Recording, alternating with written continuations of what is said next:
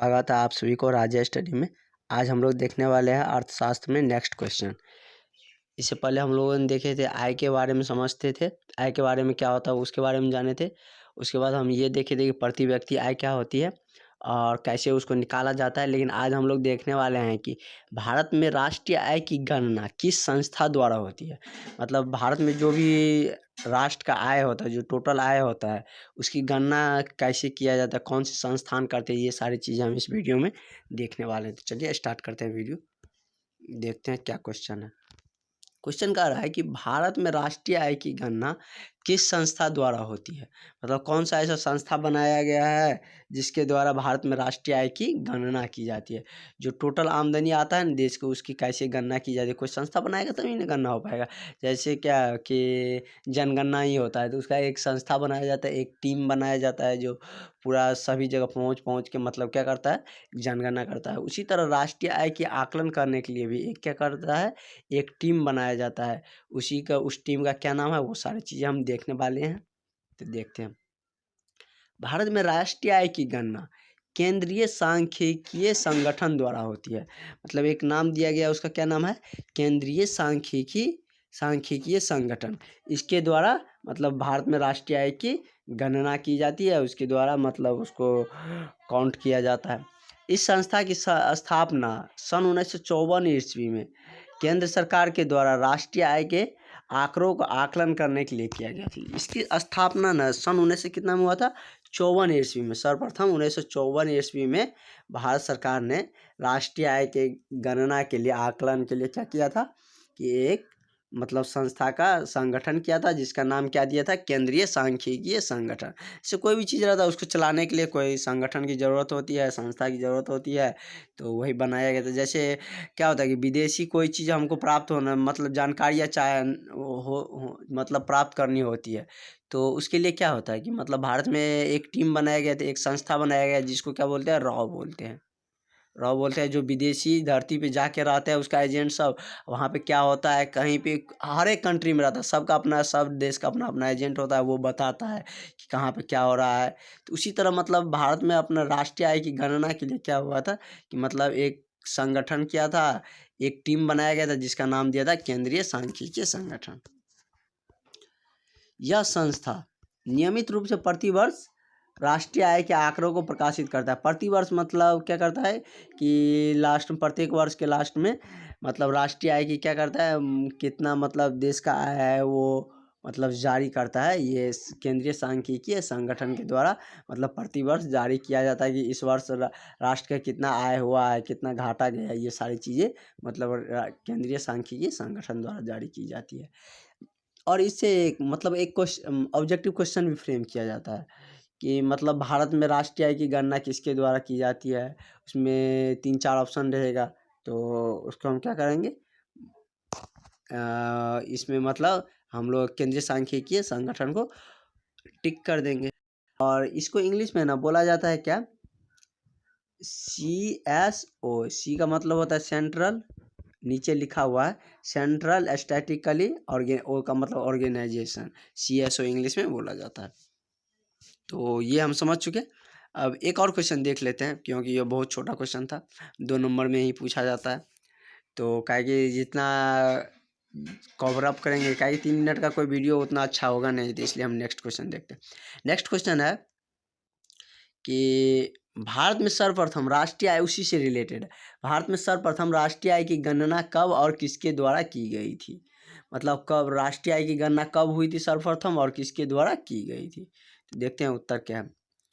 भारत में सर्वप्रथम राष्ट्रीय आय की गणना 1868 ईस्वी में दादा भाई नेरोजी के द्वारा की गई थी। मतलब ऑब्जेक्टिव में ये बहुत बार पूछा जाता है कि भारत में सर्वप्रथम राष्ट्रीय आय की गणना किसने की थी।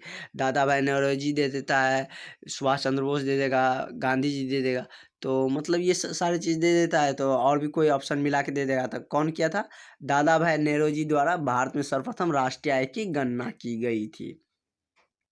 उन्होंने अपनी पुस्तक poverty and public un British rule, उन्होंने अपनी एक पुस्तक लिखी थी, दादा भाई नौरोजी ने एक पुस्तक लिखी थी, उसका नाम दिया था poverty and un British rule in India. में उसमें उसने लिखा था, उल्लेख किया था कि भारत का प्रति व्यक्ति आय कितना है, 20 रुपया है। जब दादा भाई नौरोजी ने सर्वप्रथम भारत के राष्ट्रीय आय की गणना की थी, कब की थी, 1868 ईस्वी में। यहाँ से भी ऑब्जेक्टिव बन सकता है कि भारत में सर्वप्रथम राष्ट्रीय आय की गणना किस ईस्वी में किया गया था। कब किया गया था, 1868 ईस्वी में, और दादा भाई नौरोजी द्वारा किया गया था। उसी ने एक पुस्तक लिखी थी, poverty and on British rule of India. इसमें उन्होंने उल्लेख किया था, बताया था कि भारत में प्रति व्यक्ति वार्षिक आय कितना होता है, 20 रुपया ही होता है। मतलब यदि सब आदमी को देखा जाए, जोड़ा काउंट किया जाता है, तो 20 रुपया ही पड़ता था उस समय में, मतलब प्रति व्यक्ति आय। और इसके बाद मतलब होता है ना कि कोई चीज़ का मतलब खोज करता है या कोई चीज़ के बारे में जानकारी देता है, उसके बाद दूसरा फिर कोई देता है। उसी तरह क्या हुआ कि इसके बाद एक और प्रसिद्ध अर्थशास्त्री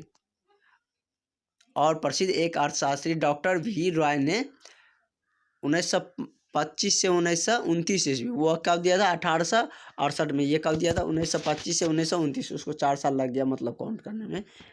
ईस्वी के बीच भारत की राष्ट्रीय आय का आंकड़ा प्रस्तुत किया, वह काफ़ी प्रचलन में था। यह मतलब समय भी लगाया, तो उसमें अच्छा से मतलब रिकॉल करके, मतलब अच्छा से करेक्टली जानकारी डाटा तैयार करके उन्होंने प्रस्तुत किया था। वो जो काफ़ी क्या होता, बहुत ज़्यादा प्रचलन में आया था। तो और कुछ मतलब शॉर्ट नेम है जो कभी कभी उसका फुल नेम जानना जरूरी रहता है, तो इसलिए लिखें।